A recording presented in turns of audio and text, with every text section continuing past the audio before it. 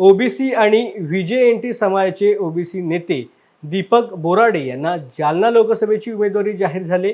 जालना लोकसभेसाठी महायुतीकडून रावसाहेब दानवे तर महाविकास आघाडीकडून डॉक्टर कल्याण काळे ह्या बिगर ओबीसींना उमेदवारी मिळाली। त्यामुळे आता ओबीसी समाज आणि व्हीजेएनटी समाजाची बैठक घेतली आणि या समाजाच्या उमेदवार लोकसभेमध्ये उभा करण्याचा निर्णय आम्ही घेतल्याची प्रतिक्रिया जालन्याचे ओबीसी नेते तथा जालना लोकसभेचे उमेदवार दीपक बोराडे यांनी दिली आहे।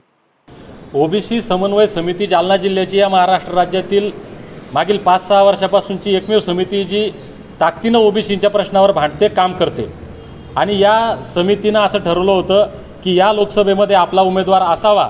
आणि काल समितीच्या सर्व पदाधिकाऱ्यांची बैठक झाली आणि या बैठकीमध्ये सर्वानुमते निर्णय झाला की जो 5-6 वर्षापासून या चळवळीमध्ये काम करणारा कार्यकर्ता आहे, तनमन धनानं ताकदीनं काम करणारा कार्यकर्ता आहे, अशा कार्यकर्त्याची आपण निवड करावी।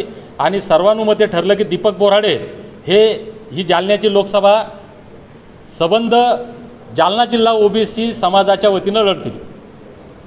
कसं आव्हान असणार आहे समोर? 5व्यांदा निवडणूक लढत आहे रावसाहेब दानवे, त्यांच्या प्रतिस्पर्धी म्हणून कल्याण काळे देखील महाविकास आघाडीकडून आहे। तुम्ही आता ओबीसीच्या वतीने लढत आहात। जिल्ह्यामध्ये मराठा आणि ओबीसीचे अनेक या ठिकाणी आंदोलनं झाले, अनेक मोर्चे झाले, कसं आव्हान असणार?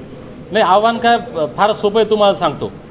ज्या रावसाहेब दानवेंच्या विरोधात आम्ही लढतोय, यांनी मागच्या 5 वर्षामध्ये जनतेचा विकास कमी स्वतःचा विकास जास्त केला।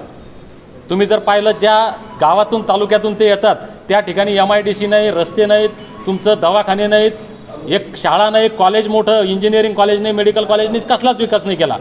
आणि या मुद्द्यावर शेतकऱ्यांचे प्रश्न असेल, शेतकऱ्याच्या मालाला दुप्पट भाव देतो म्हणले, शेतकऱ्याचा माल आज कापसाचे भाव पहा तुम्ही, सोयाबीनचे भाव पहा, कोणी शेतकरी रस्त्यावर आहे, विद्यार्थी सुशिक्षित बेरोजगार रस्त्यावर आहेत, काय परिस्थिती आहे।